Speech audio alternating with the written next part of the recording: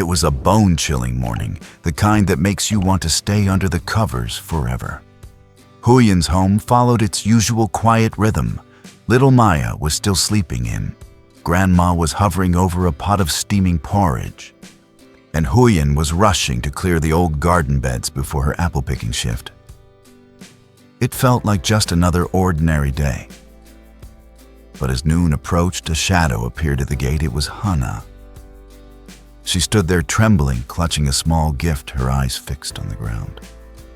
I just came to say thank you, she whispered, her voice barely audible. Huyen froze, and when Dee stepped out, he stopped dead in his tracks. Hana turned to flee, but Huyen caught her arm. You're staying for lunch. Watching from the porch, Grandma murmured, it's too cold to leave her out there. Yet as they sat around the table, the warmth of the food couldn't mask the heavy tension. Huyen felt a knot in her stomach. Hana wasn't just there to show gratitude, she was hiding something, and the real story was only just beginning. The sun hadn't even cleared the ridgeline yet, but the frost was already thick on the ground, turning the world into a landscape of silver and gray. It was one of those biting midwinter mornings where the air feels like a physical weight against your skin, the kind of cold that makes most people want to pull the blankets a little tighter and stay in bed. But for Huyen, there was no such thing as a day off.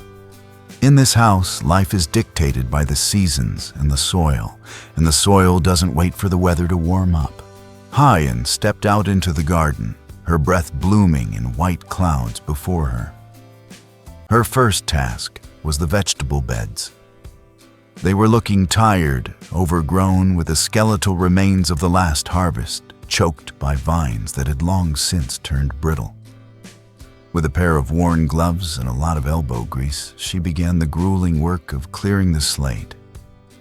She pulled at the stubborn stalks and turned the earth, her muscles aching, but her mind focused.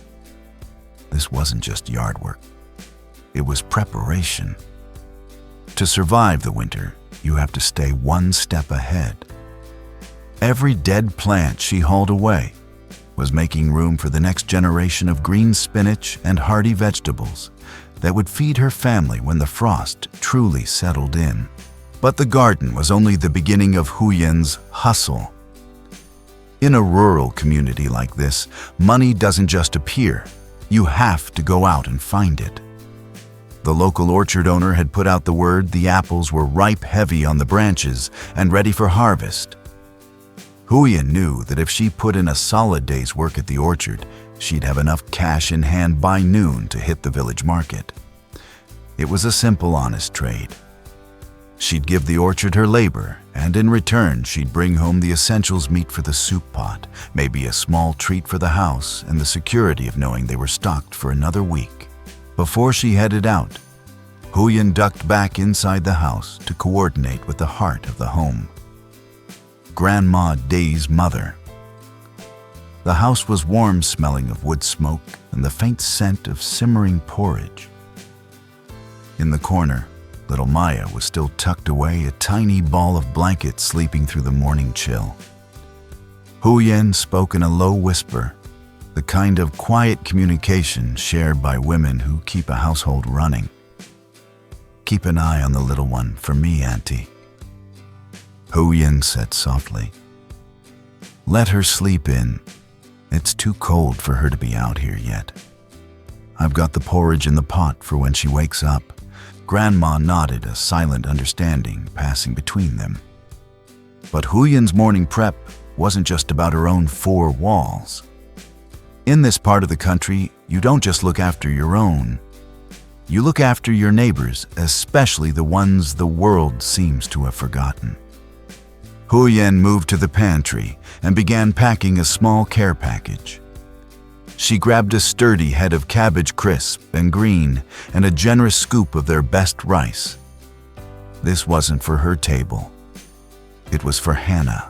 Hana lived in the upper house, just a short trek up the hill. Her story was the kind that hung heavy over the village, a woman who had faced more than her fair share of heartbreak, lost in the woods of her own life. People called her unfortunate, but to Huyen, she was just someone who needed a hand to hold. "I'm going to stop by Hana's on my way to the orchard," Huyen told Grandma.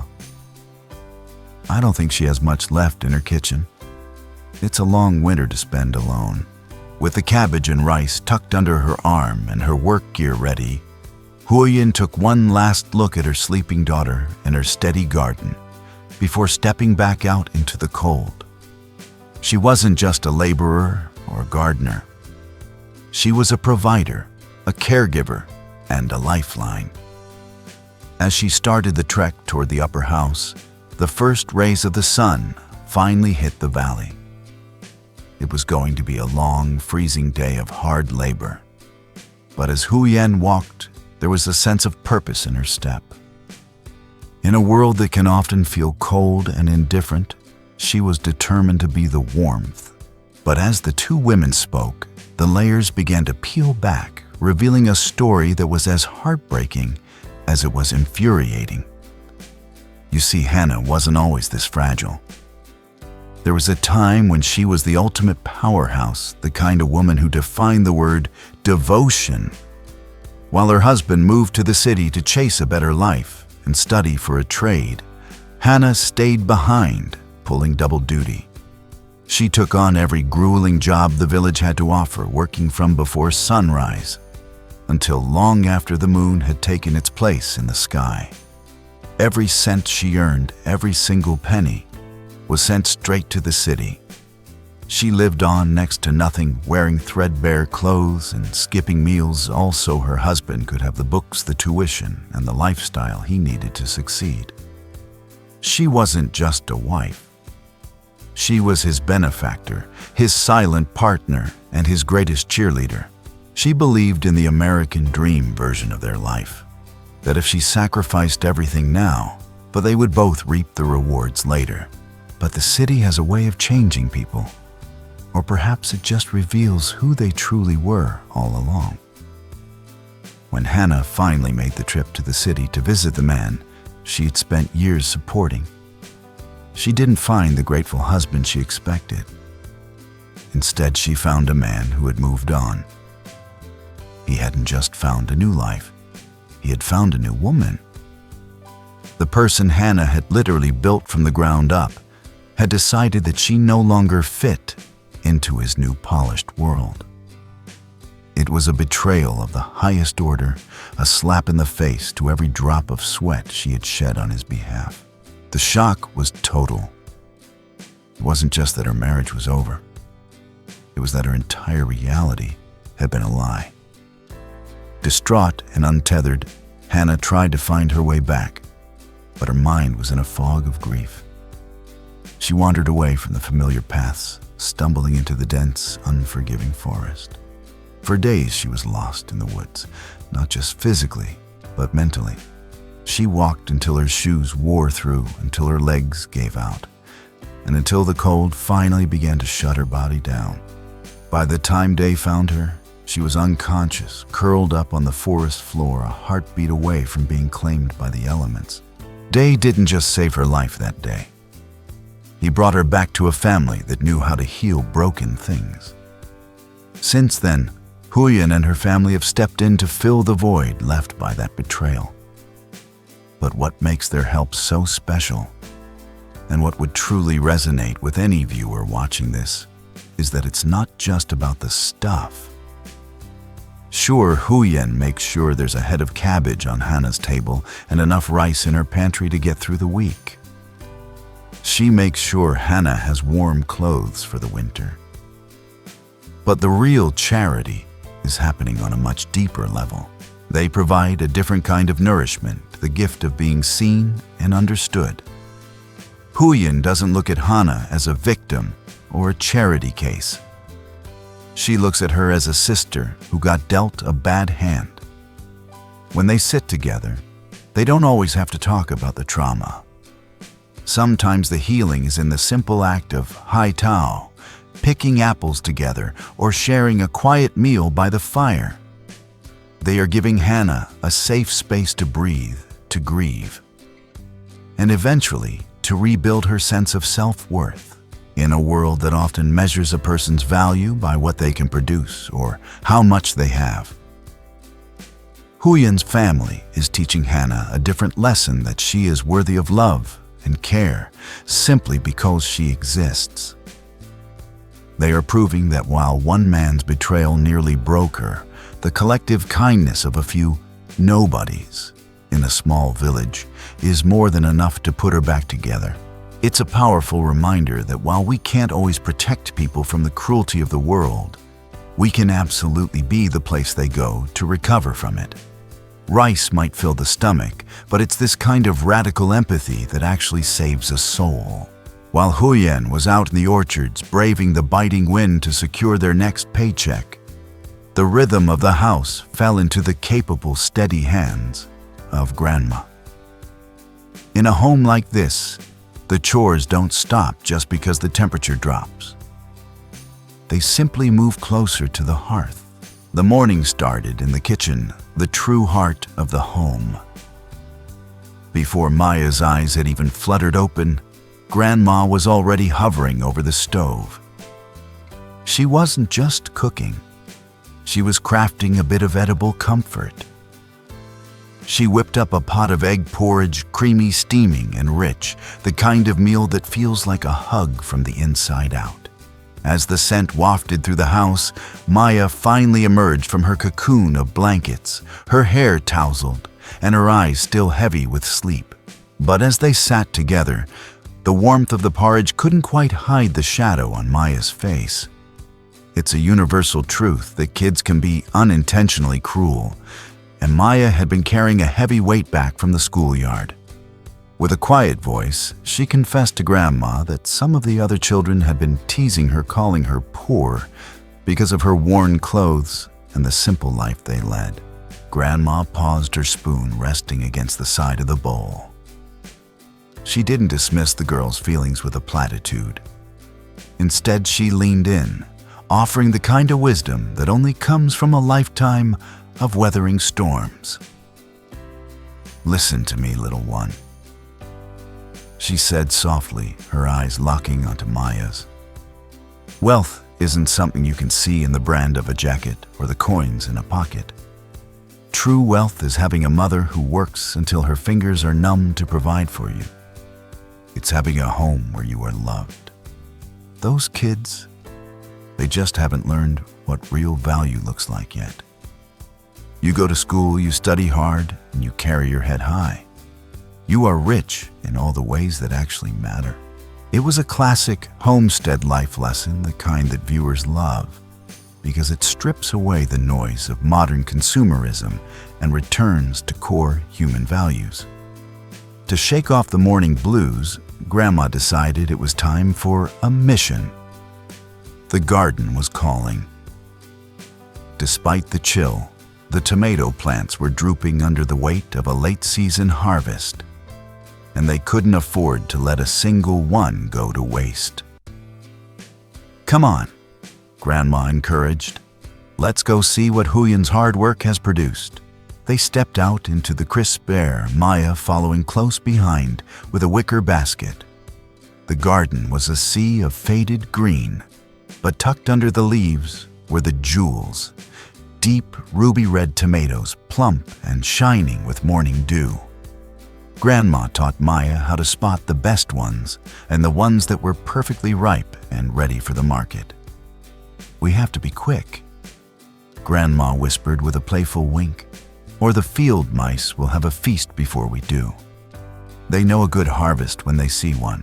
They moved through the rows like a seasoned team.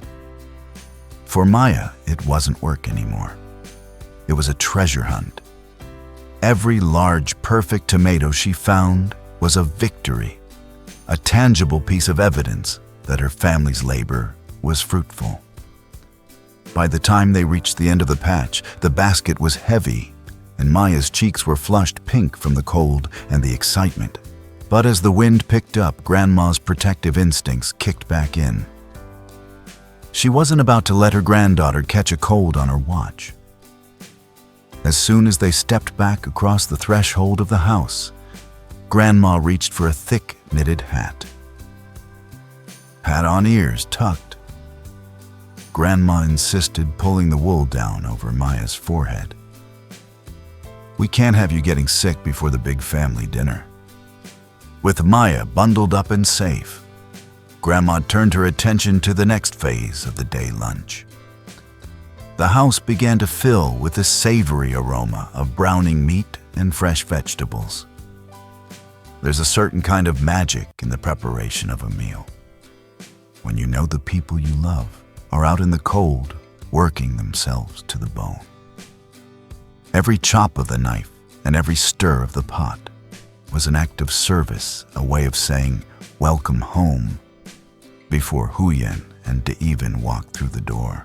As the sun climbed toward its peak, casting a pale wintry light across the kitchen floor, the house felt complete. Outside, the world was harsh and unforgiving, but inside, Grandma had created a sanctuary. She had fed Maya's belly, healed her heart, and prepared a feast to refuel the providers of the family. It was a perfect snapshot of the quiet, unseen labor that keeps a family standing, proving once again that while the world might see them as poor, they were living a life of absolute abundance. By the time the sun reached its midpoint in the sky, Huyen was finally making her way back down the dirt path toward home. Her hands were stiff from the cold, and her back ached from the heavy baskets of apples. But the thought of the warm kitchen and Maya's smile kept her moving. She expected a quiet house, perhaps the smell of Grandma's cooking.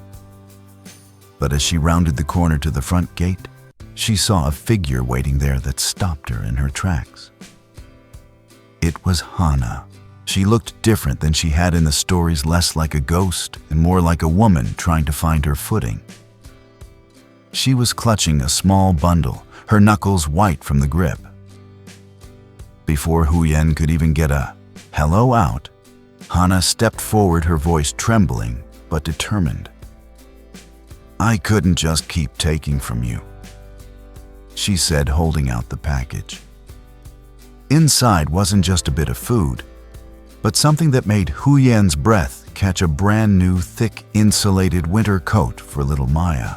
In a world where every penny is earned through sweat and toil, a gift like that isn't just a thank you. It's a sacrifice. Hana, who had almost nothing, had found a way to give back. The irony wasn't lost on anyone. The very child who had been teased for being poor just that morning was now being gifted a coat that felt like a suit of armor against the world's cruelty. "Hana, you didn't have to do this," Huyen whispered, her heart swelling. But Hana just shook her head, a small, shy smile playing on her lips. Huyen didn't take no for an answer. She hooked her arm through Hana's and led her inside. "You're not going anywhere. It's freezing out and there's a pot of soup with your name on it." Just as they were settling in, the roar of a motorbike signaled Dee's return. He walked through the door, shaking the frost off his jacket, and his face lit up when he saw their guest. "Hana, good to see you out and about," he said with that easy, grounded warmth that defined the men of this village. There was no judgment, no prying questions about her past, just a seat at the table and an open heart. Then the meal was served. It wasn't a fancy banquet, but to an American audience watching through a lens, it would look like the ultimate soul food. Grandma placed a massive bowl of bone broth simmered with fresh cauliflower in the center of the table. The steam rose in thick, fragrant plumes, blurring the edges of the room and making the cold outside feel like a distant memory. There was hot rice, some simple side dishes, and the clinking of porcelain spoons. For a few minutes, the only sound was the wind rattling the shutters and the quiet hum of a family eating together. But as Hana looked around the table at Maya, giggling in her new coat, at Grandma's steady presence, And at the way Huyen and Dee looked after one another, she stopped eating. A single tear escaped, followed by another. For Hana, this wasn't just lunch. It was a revelation. For years, she had been a woman on the outside looking in. She had been a wife who sacrificed everything only to be discarded like yesterday's trash. She had been a wanderer in the dark. But here in this humble kitchen, she was being treated like she belonged. She wasn't a charity case. She was a guest. She was a friend. She was home. I forgot what it felt like. Hana said, her voice thick with emotion. To just sit at a table. To feel like someone is waiting for you. Huyen reached across the table, her hand covering Hana's. She knew that feeling. She remembered the days when she didn't know how they'd make it through the next month, the days when the weight of providing felt like it might crush her. Hana, listen to me, Huyen said, her voice firm, but infinitely kind. Look at where I am now. It wasn't always this stable. I've had my share of nights where I didn't think the sun would come up. But it does. You just have to keep moving, one foot in front of the other. You're stronger than you think, and you don't have to carry the heavy stuff by yourself anymore. We're here. Grandma nodded in agreement, serving Hana another helping of soup. Life is like the seasons, dear. The winter is hard, and it feels like it'll never end. But the spring is coming. You just have to stay warm until it gets here. As the meal wound down, the atmosphere in the house had shifted. The tension of the morning, the hurt from the schoolyard, and the trauma of betrayal had all been diluted by the simple power of a shared meal and a little bit of empathy. Hana didn't just leave with an empty bowl. She left with a spark of something she hadn't felt in a long time: hope. Outside, the air was still cold enough to crack a stone, as the locals say. But inside Huyen's house for one afternoon, the world was perfectly, beautifully warm.